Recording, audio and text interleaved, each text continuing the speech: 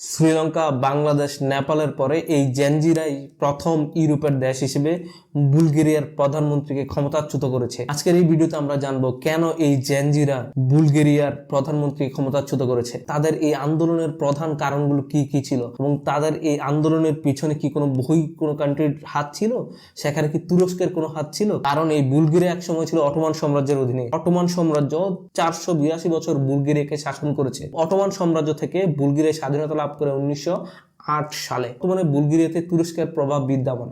এখন কথা হচ্ছে এই জেনজু রিভলিউশনটা যে হলো, সেখানে কি তুরস্ক রিসেপ তাইয়্যিপ এরদোগান এবং তুরস্কের গোয়েন্দা সংস্থা এমআইটির কি কোনো হাত ছিল, সেখানে তাদের প্রভাব কতটুকু ছিল। বুলগেরিয়াতে বর্তমানে কি অবস্থা, কি চলছে বুলগেরিয়াতে, বা বুলগেরিয়ার ভবিষ্যৎ কোন দিকে যাচ্ছে, এই বিষয়গুলো নিয়ে আমরা আলোচনা করবো এই ভিডিওতে। এই ভিডিওটা খুবই ইন্টারেস্টিং হতে যাচ্ছে, আপনারা সবাই শেষ পর্যন্ত এই ভিডিওটা দেখুন। অতি শীঘ্রই 500 সাবস্ক্রাইবার হতে যাচ্ছে, please subscribe and do support me. 67 লক্ষ জনসংখ্যার দেশ বুলগেরিয়া এবং এই বুলগেরিয়ার আয়তন হচ্ছে 1,10,000 বর্গ কিলোমিটারের কাছাকাছি, তার মানে বাংলাদেশ থেকে ছোট। এই বুলগেরিয়াকে বলা হচ্ছে ইউরোপের দ্বিতীয় করাপ্টেড কান্ট্রি, মানে দুর্নীতিতে ইউরোপের 2 নম্বর আছে যে বুলগেরিয়া অন্যান্য ইউরোপীয় ইউনিয়নের দেশগুলো থেকে তুলনামূলকভাবে একটু দরিদ্র।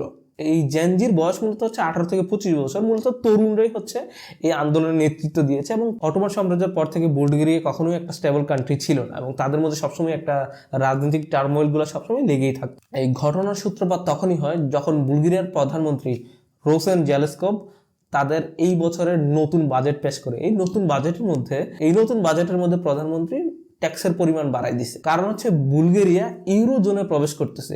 ইউরোজোনটা কি?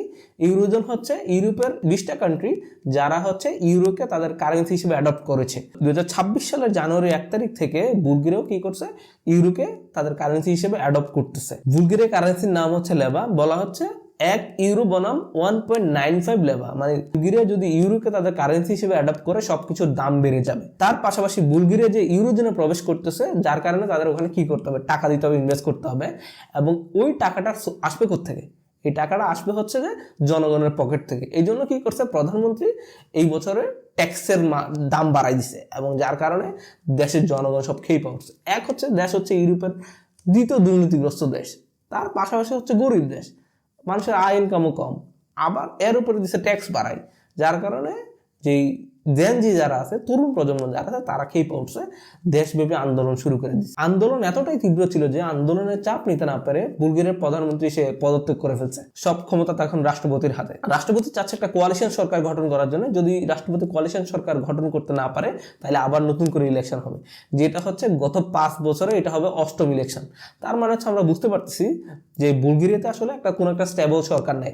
এর পিছনে কারো না কারোর কি আছে, হাত আছে। বুলগেরিয়ার যেই অলিগার্ক শ্রেণী যারা আছে, যারা মানে অভিজাত শ্রেণী যারা আছে, তারাই হচ্ছে সব সম্পদ মূলত তাদের কুক্ষিগত করে রাখছে। জনগণের হাতে কি ছিল? সালা আর মালা, দুইটাই ছিল। এবং সব পলিসি সবকিছুই অলিগার্ককে রক্ষা করার জন্য মূলত ব্যবহার করা হয়েছে। মজার ঘটনা হয় তখন ডিসেম্বরে একটা আন্দোলন হয়। এই জেনজিরা কি করতেছে, একটা আন্দোলন করতেছে তাদের দেশের একটা জনসংখ্যার বিরুদ্ধে। কার বিরুদ্ধে?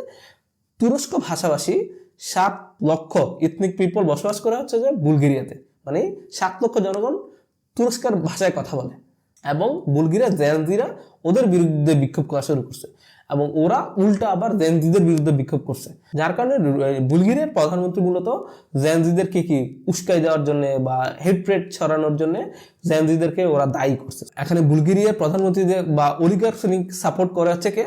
তুরস্কে। তো 2024 সালে $7.7 বিলিয়ন বিজনেস করছে কার সাথে? বুলগেরিয়ার সাথে।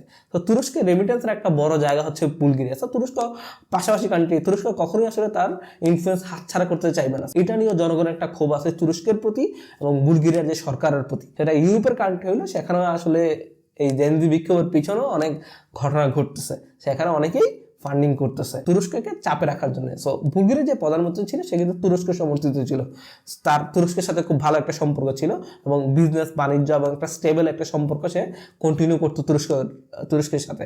কিন্তু এখন সেটাতে ভাটা পড়ছে। তো বুলগেরিয়ার অবস্থা এখন খুব টালমাটাল অবস্থায় আছে। দেখা যাক কোন দিকে যায়।